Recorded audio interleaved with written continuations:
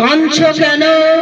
আমি যে কঠোর কর্তব্যের সঙ্গে লড়াই করতে যাচ্ছি, ভগবানের কাছে প্রার্থনা করো, বলো ওগো ভগবান, আমার স্বামীকে যেন কারো দয়া প্রার্থনা নিয়ে বেঁচে থাকতে দেওয়া হয়।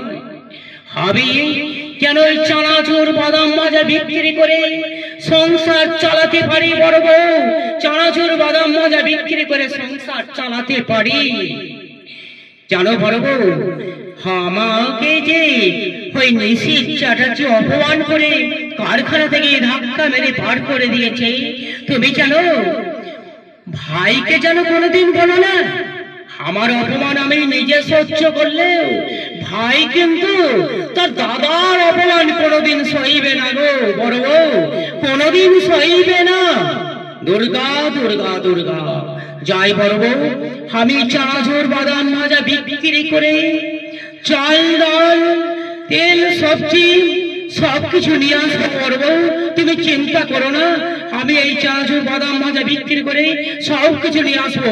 এক্ষুনি যাবো আর আসবো বড় বউ, এক্ষুনি যাবো আর আসবো।